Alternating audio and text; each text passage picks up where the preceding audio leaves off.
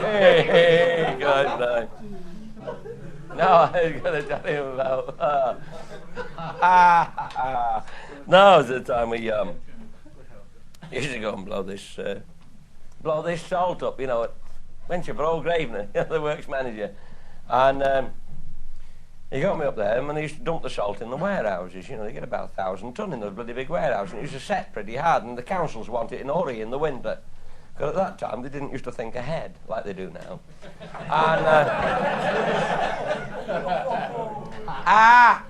And they wanted it all in a sweat. As soon as a bit of bloody frost, oh, we want, you know, 500 ton, and somebody else wanted 500 ton, and they couldn't. So it had set in these warehouses, and they had to chop it down and then shovel it into these hoppers to put on these lorries, you see, on these belt things, you see. And they found out that I could go there with a bit of a draining tool and put a shot or two in it and loosen it up a bloody sight quicker. They shoveled that loose out and then put about 6 more bump, and they got 200 ton loose. And this worked like a charm. And I used to go to all these Saltworks, different ones, you know.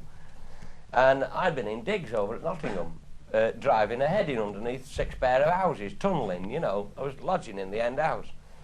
I was in, yeah, was I? Been in digs there, I couldn't blow his salt up when I come back, you know. Where the hell have you been? I said, I've been in digs near Nottingham.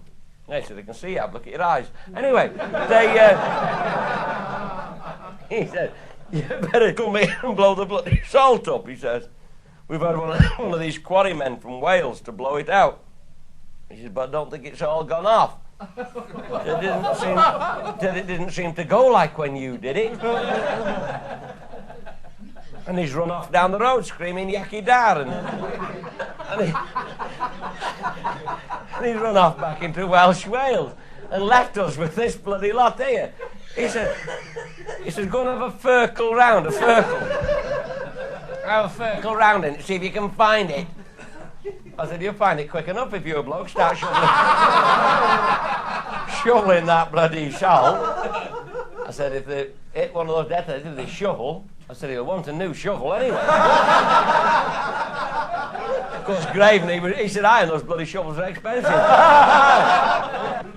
So he said, have a firkle, see if you can find it. Well, I firkled, and I found 6 bloody lots that hadn't gone off. So we had to flop it in, and it was dangerous, though, I'm not bloody kidding. They were using the copper detonator, electrical detonator. Copper on the bloody salt was getting at them, and they were in a bad state. So I put them all in boxes. Take it with you when you go. I said, take it with me, be buggered. He said, what are you going to do with it? I said, I know what I'd like to do with it. He said, well, I said, if there's a pit hole on the work somewhere, we'll shove it in the bottom of a pit and blow it up and watch the rainbow, the water go.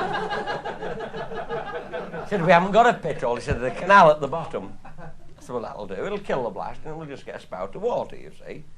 The bloody bridge is up there about 200 yards. And a canal along the bottom of his work. See, I said, I'll flop it in the cut, and I said, it'll stop the boats grounding on the scale that you shovel in when the British waterways aren't looking. You know? So don't be bloody cheeky. Anyway, we got a box and put a bit of good in, and got a bit of fuse, cut it off, and lit it, and tossed it in the canal. He's a fair old man, enough to lift a bloody tank up, you know. A fair thrutch of it. And watching these bloody bubbles, all of a sudden a Graven lets out a scream. Ah! Under the bridge come pop, pop, pop, pop, pop. 22.5 ton of bloody coal, you know. The old man on the tiller, everything forward and trust in the Lord, you know. Up the bloody hills with the mine in the cook, running down the bank shouting, go back!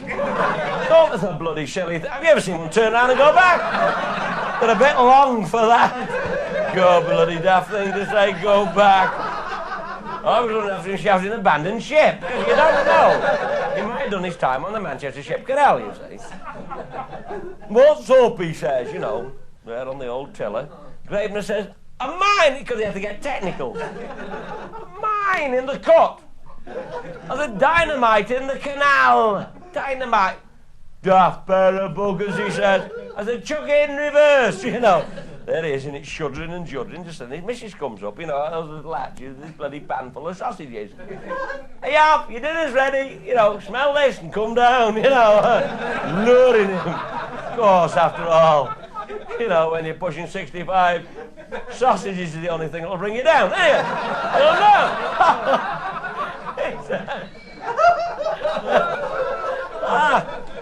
go down, he said. He sent it closer to it, the daft old fucker.